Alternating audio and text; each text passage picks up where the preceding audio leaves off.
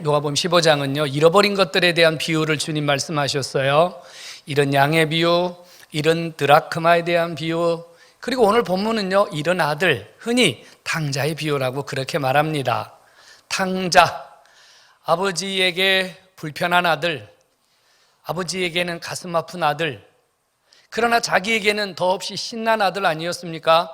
아버지의 재산을 다 받아가지고 멀리 가서 신나게 놀았습니다. 잘 먹고 잘 살고 즐기고, 그러다가 흉년을 만나서 거지꼴이 되어서 오갈 데도 없고 받아주는 사람도 없고, 그래서 결국은 아버지의 집으로 돌아옵니다. 이런 아버지, 참 이 아들을 내쫓아야 되는데, 야단쳐야 되는데 그냥 끌어안으시거든요. 이게 주님이신 줄로 믿으시기 바랍니다. 주님 막 끌어안아 주세요. 그리고 온 것도 감사하다, 살아서 온 것도 감사하다, 아버지 집에 온 거 감사하다. 그래서 주님이 그냥 잔치를 베푸는데 살찐 송아지를 잡고 옷을 입히고 손에 가락지 키워주고 신발 신기고 난리가 났습니다. 얼마나 성대한 잔치가 벌어졌는지 이 잔치 소리가 동네방네 다 소문이 날 정도로 잔치가 벌어졌어요. 그런데 이 돌아온 아들에 대한 이야기의 마무리를요 어떻게 끝내냐면요, 큰아들의 이야기로 마무리를 짓습니다. 들에서 돌아온 큰아들이 집에서 울리는 풍악 소리를 듣고 이상히 여깁니다. 이게 무슨 일인고? 그런데 집에를 들어가지 않아요. 집에 있는 종을 불러내서 자초지종을 묻습니다. 사정 이야기를 듣고 난 큰아들은요 매우 심기가 불편해지고요, 그 안에서 거친 감정이 올라오기 시작했습니다. 그리고 도무지 집으로 들어갈 생각은 하지 않습니다. 나중에는요 그 안에 있던 분노가 폭발해가지고요 아버지를 향해서 원망을 하고 아버지를 향해서 불평을 하기 시작합니다. 이 이야기를 전해 들은 아버지는 밖에 있는 아들을 데리고 들어가기 위해서 밖에 나와서 아들을 설득해 보지만 아들은 별 변화가 없이 이야기가 끝나고 맙니다. 여러분, 주님이 이 이야기를 왜 꺼내신 것일까요? 그리고 이 첫째 아들의 이야기로 마무리를 하는 것이 어쩐지 좀 이상하지 않습니까? 해피엔딩이라 그러죠. 큰아들도 들어가서 동생아 왔구나 고맙다 뭐 이래야 되는 거 아닌가요? 아버지가 베푼 잔치 함께 덩실덩실 춤을 춰가면서 함께 즐거워하는 거 아닌가요? 근데 이 첫째 아들 맏아들 형은요 삐뚤어진 생각을 갖고 있어요. 분노가 가득 차서 아버지를 향해서 막 쓴소리, 아버지를 향해서 불편한 이야기를 막 쏟아냅니다. 주님 이야기 왜 오늘 우리에게 적어주셨을까요? 성도 여러분, 주님이 지금 이 큰아들을 통해서 우리가 놓치고 있는 것을 말하고 싶은 거예요. 우리가 하나님과의 관계에서 우리가 하나님이 주신 놀라운 세계 안에 살아가면서 놓치고 있는 것이 있다고 말이에요. 우리는 흔히들 집 나간 탕자만 탕자라고 생각을 하는데, 주님은 오늘 이 큰아들의 이야기로 마무리를 지으면서 이 첫째 아들도 탕자라는 얘기를 하고 있는 거예요. 큰아들은 아버지의 심정을 외면한 탕자고요, 둘째 아들은 아버지의 재산을 가지고 나가서 아버지의 재산을 탕진하고 돌아온 진짜 탕자입니다. 주님은 이 둘째 이야기에서 첫째 이야기로 마무리를 하면서 이 첫째 아들이 놓치고 있는 건 뭘까요? 이 첫째 아들은요 아버지 안에서 하나님이 주신 모든 것을 누리고 살았음에도 불구하고 행복을 잃어버린 가장 불행한 삶을 산 자였다는 사실을 지적하고 있는 겁니다. 첫째 아들, 모든 것을 가졌지만 누리지 못했습니다. 모든 것을 바라볼 뿐 자기 것으로 삼지 못했습니다. 불행한 삶을 산 거예요.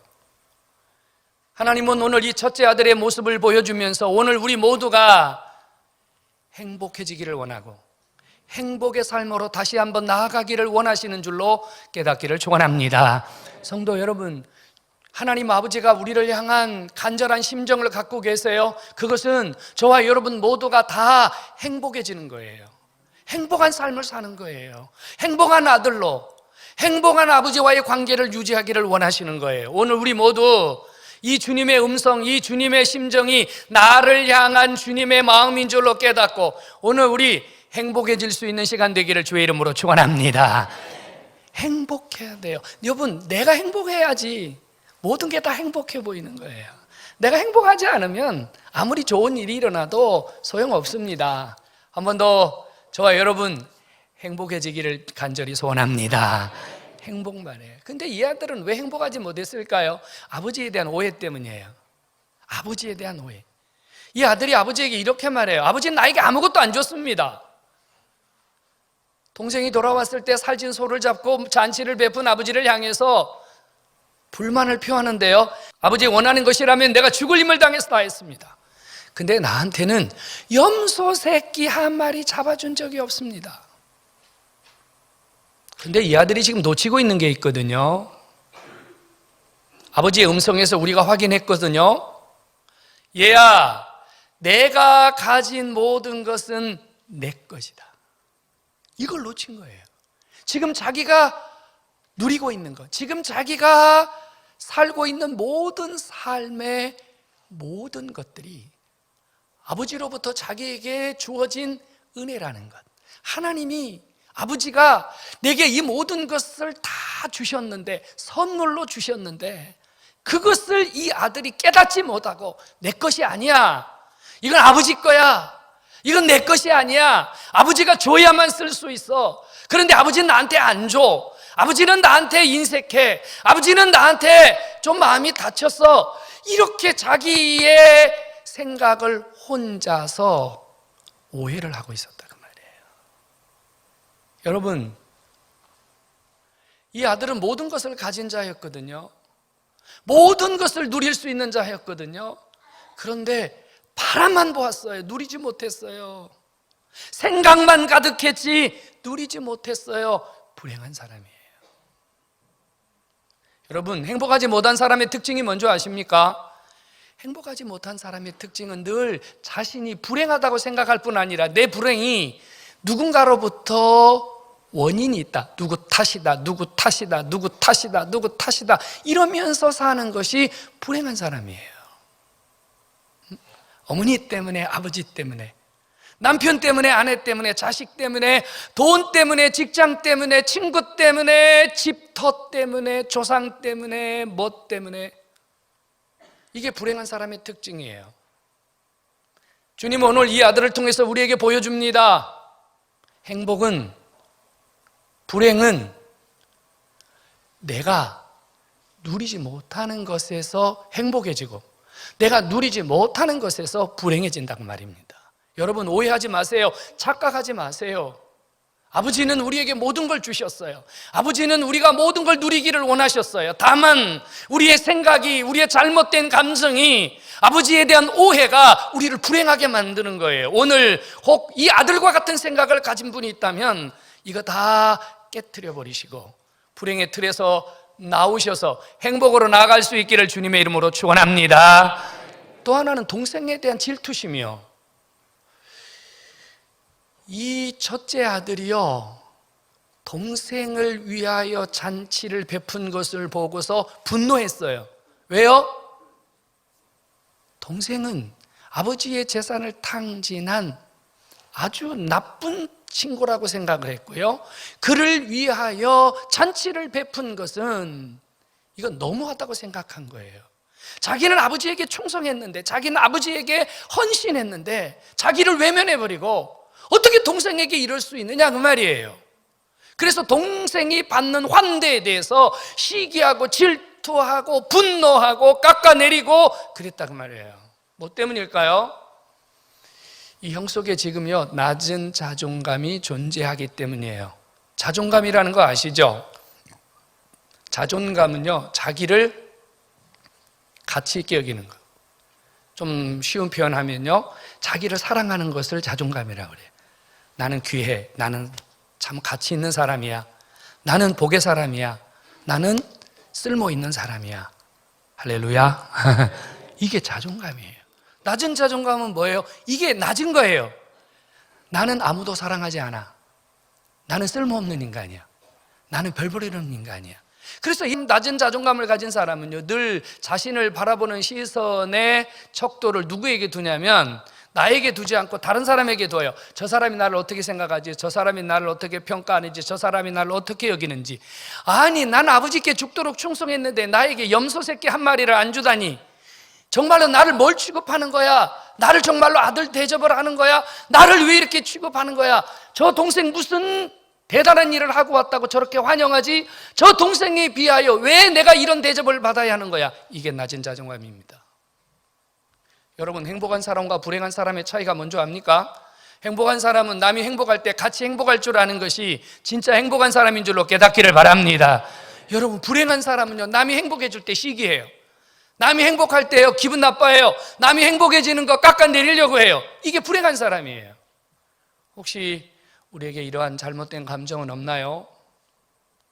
여러분, 동생이 돌아왔는데 기뻐하는 건 당연한 거 아닌가요? 아버지가 돌아온 동생에게 잔치를 베풀어 주는 것은 더 잘한 일 아닌가요? 형으로서 들어가서 동생이 돌아온 잔치에 함께 즐거워해야 되는 것은 마땅한 의무와 마땅한 도리가 아닌가요? 그런데 이 형은요, 왜 나는 무시하는 거야? 왜 나는 외면하는 거야? 왜 나는 대접해 주지 않는 거야? 왜 나는 낮은 자존감이에요. 스스로 불행의 길을 선택한 겁니다. 성도 여러분, 우리 행복해지기 위해서요, 이런 낮은 자존감, 우리 안에 나를 괴롭히는 잘못된 감정과 생각에서 벗어날 수 있기를 주의 이름으로 축원합니다. 이거 빨리 벗어야 돼요. 특별히 여러분, 아버지와 동생이잖아요. 이 가족 간에 낮은 자존감을 형성하고 있으면요, 가정이 불행해져요. 늘 아버지에 대해서, 형제에 대해서, 자매에 대해서요, 질투를 느끼고 시기를 느낍니다. 형제가 잘 살면 박수 쳐야 되잖아요. 형제가 잘 살면요, 고마워해야 되잖아요. 형제가 잘 되면요, 축하해 줘야 되잖아요. 근데 우리 속담에 아주 못된 속담이 있어요. 뭐죠? 사촌이 땅을 사면 갑자기 뭘 드셨길래 그럴까요? 왜 배가 아파야 되죠? 축하해 줘야 되는데. 성도 여러분, 형제가 잘 되면 행복한 사람, 이게 진짜 행복한 사람이에요. 오늘 저와 여러분 속에 이러한 주님이 주시는 진짜 행복의 감정, 행복을 누릴 수 있는 은혜가 여러분 안에 가득 채워지기를 주의 이름으로 축복합니다. 참 귀한 은혜입니다. 우리 텔레비전에서 못된 드라마 너무 많이 봤어요. 콩가루 집안 이야기들 말이에요. 그죠? 유산 때문에, 또 뭐 재산 때문에, 누가 뭐 잘 되는 것 때문에 늘 싸우고 시기하고, 특별히 무슨 뭐 어떤 그 행사가 있을 때 뭐 서로 반목하고, 우리 이런 거 드라마에서 너무 많이 봤죠. 여러분, 그건 드라마일 뿐이에요. 그러니까 막장 드라마라고 부르지 않습니까? 우리 인생을 막장 드라마처럼 살 수는 없습니다. 하나님은 우리 인생이 해피엔딩 되기를 원하세요. 성도 여러분, 이 잘못된 감정에서 오늘 다 탈출하시기를 주의 이름으로 축원합니다. 이 아들이 잃어버린 거 두 가지가 있어요. 하나는 뭐냐면요, 하나님이 내게 너무 많은 것을 주셨다고 하는 은혜를 잃어버렸다는 거예요. 여러분 생각해 보세요. 지금 우리가 누리는 것, 지금 우리가 하나님 주신 것들 중에요, 얼마나 많은 것을 누리고 사는지를 생각해 보십시오. 이 소중한 은혜들 말입니다. 이거를 잃어버렸어요. 모든 것이 주의 은혜, 모든 것이 주의 은혜임을 잃어버렸습니다. 그러니까 불행한 삶을 사는 거예요.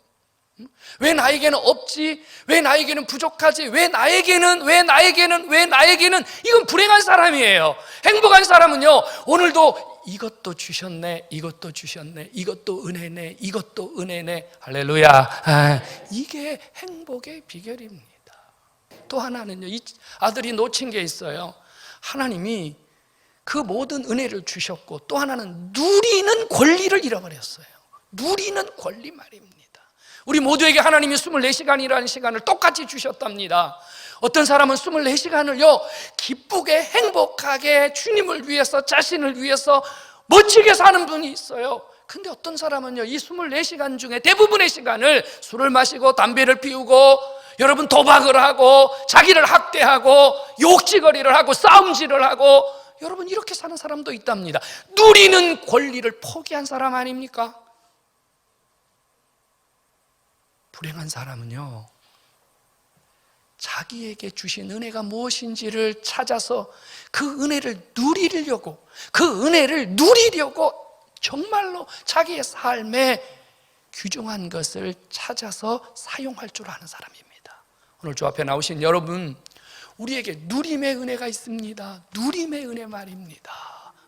이 은혜가 여러분 속에서 막 강하게 일어날 때 행복해지는 것을 깨닫기를 축원합니다. 여러분 행복해집시다.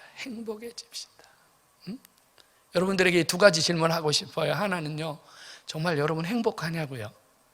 자, 여쭤보겠습니다. 여러분 행복하십니까? 그렇게 세게 나오진 않네요. 그죠? 그러면 두 번째 질문은요, 여러분들이 행복하다면 무엇 때문에 행복합니까? 어머니를 만나서 행복합니까? 아버지를 만나서 행복합니까? 아니면 좋은 자동차를 타고 다녀서 행복합니까? 좋은 직업을 가져서 행복합니까? 여러분 옆에 좋은 친구가 있어서 행복합니까? 그렇다면 여러분 만약에 부모가 없다면 행복 유지될까요? 좋은 자동차가 사라진다면 행복 유지할까요? 내 행복의 조건은 무엇입니까? 이 큰아들의 문제는 행복의 조건을 보이는 것에 두었다는 겁니다. 이 큰아들의 문제는 행복의 조건을 손에 잡히는 것에 두었다는 겁니다. 오늘 저는 여러분들과 제가 똑같이 행복해지기를 원해서요, 행복으로 나아가기 위해서 우리에게 중요한 게 뭐냐면요, 관계입니다. 여러분 좋은 관계를 유지할 때, 좋은 관계를 맺을 때 여러분 우리가 행복해지고 더 행복해질 수 있음을 믿으시기 바랍니다. 어머니, 아버지, 자식의 관계만으로, 부부가 되었다는 것만으로 행복해지지 않습니다. 부부의 관계를 아름답게 만들어가는 것, 부부의 관계를 아름답게 유지할 때 행복해지는 겁니다. 어떤 자식은요, 자기 아버지를 만난 것이 불행하다고 생각해요. 근데 어떤 자식은요, 자기 아버지를 만난 것을 행복하다고 생각해요. 무엇 때문일까요? 좋은 관계를 유지하기 때문입니다. 관계 말입니다. 여러분, 우리가 진짜 불행한 것은요, 어머니, 아버지, 형제, 자매, 이분들과 얼마나 좋은 관계를 이루느냐가 중요합니다. 정말 중요합니다. 이 두 아들의 문제점은요, 아버지와의 관계가 삐뚤어졌다는 겁니다. 한 자식은 아버지가 돈이나 주는 자로 여겼고, 한 자식은 아버지의 심정에는 전혀 관심이 없었습니다. 아버지의 마음에는 전혀 관심이 없었습니다. 성도 여러분, 관계입니다. 하나님과 우리와의 관계가 잘 유지가 되고 하나님과 나와의 관계가 제대로 된 관계가 되어질 때 우리는 더 많이 행복해질 수 있습니다. 성도 여러분, 기억하십시오. 하나님은 여러분들이 행복해지기를 원하십니다. 그래서 여러분들이 행복할 수 있도록 여러분들에게 모든 것을 주셨음을 믿으시기 바랍니다. 여러분, 해와 달도 별도 이 땅의 모든 우주와 만물도 누구를 위해서 존재합니까? 나를 위해서 존재합니다. 믿으시기 바랍니다. 여러분, 내가 없는 세상은 아무 의미가 없어요. 내가 있어야 해가 필요하고, 내가 있어야 꽃이 필요하고, 내가 있어야 동물이 필요하고, 내가 있어야 이 세상이 존재하는 겁니다. 하나님은 오늘도 난 사람을 위해서 태양을 띄우셨습니다. 할렐루야. 오늘도 하나님은 난 사람을 위해서 이 모든 것들을 움직이고 계시다는 겁니다. 하나님은 내가 행복해지기를 원하시기 때문인 줄로 믿으시기 바랍니다. 또 하나는 여러분, 행복을 누려야 된다는 거죠. 자, 행복을 누리는 사람의 특징이 뭔지 아십니까? 행복을 누리는 사람의 특징은요, 감사하다는 거예요. 그냥 감사해요. 그냥 감사해요. 성도 여러분, 행복을 누리는 사람의 특징은 감사예요. 감사하는 사람에게는 뭐가 나와요? 더 큰 만족이 나타나는 줄로 깨닫기를 축원합니다. 어떤 분이 팔을 하나를 쓰지를 못해서 병원에서 이 팔이 고장난 채 입원해 있었습니다. 목사님이 신방으로 왔어요. 목사님 신방으로 오셔가지고 하시는 말씀이 감사하십시오. 많이 감사하십시오. 하루에 30번씩 50번씩 감사하십시오. 근데 이 사람 마음이 뒤틀렸어요. 아니 내가 지금 팔을 쓰지 못해서 영영 불구가 될지도 모르는데 목사님이 오셔서 하나님 치료해 주십니다, 고쳐주실 겁니다, 곧 하나님 낫게 해주실 겁니다, 힘내십시오 뭐 이러고 가야 그래도 지금 내가 위로가 될 똥말똥인데, 아니 내가 지금 이 팔을 못 쓰게 생겼는데 무슨 감사하라는 말인가. 기분이 나빴어요. 근데 옆에 있는 부인이 그러더랍니다. 목사님이 얘기하셨으니까 한번 해봐. 돈 드는 것도 아니잖아. 한번 봐. 입으로 감사하라는데 뭐 이렇게 힘들어. 한번 해봐. 그래가지고 며칠이 지나면서 투덜투덜 하면서 부인이 시키는 대로, 목사님이 시키는 대로 해봤어요. 감사합니다. 주사를 놓으면 감사합니다. 밥을 갖다 주면 감사합니다. 화장실에 가서 소변을 누면서도 감사합니다. 그저 걸어갈 수 있어서 감사합니다. 감사합니다. 감사합니다. 하루에 5번 하다, 10번 하다, 20번 하다. 근데 어느 날 아들이요, 병실에 아빠를 보러 왔는데요, 손에 과자 봉지를 들고 왔어요. 그래서 과자 하나를 꺼내더니요, 아빠 먹어! 그리고 주는데 고맙습니다 하면서 팔을 쑥 내밀었는데요, 무슨 팔을 내밀었냐면 굳어있던 팔을 내민 거예요. 너무 놀라서 아멘을 안 하시는군요. 감사합니다 하는 순간에 굳었던 팔이 펴져버리는 거예요. 여러분, 굳어있는 팔에서 감사했더니, 굳어있는 팔에서 행복함을 느꼈더니, 만족함을 느꼈더니 아버지가 더 큰 행복으로, 더 큰 만족으로 채워주시는 거 믿으시기를 축원합니다. 누리지 못하는 행복은요, 아무 의미가 없습니다. 여러분, 오늘 행복을 누리는 것, 내일 더 큰 행복을 가져오는 통로가 됨을 믿으시기를 축원합니다. 어떤 사람이 이발을 하러 갔답니다. 그랬더니 이발소 앞에 이렇게 써 있더래요. 오늘은 현금, 내일은 공짜. 기분이 너무 좋은 거예요. 내일 공짜? 그래서 하루를 참았습니다. 그리고 그 다음날 이발소에 문 열자마자 튀어왔어요. 그랬더니 또 이렇게 써 있더랍니다. 오늘은 현금, 내일은 공짜. 여러분, 오늘 누리지 못하는 행복은 아무 소용이 없습니다.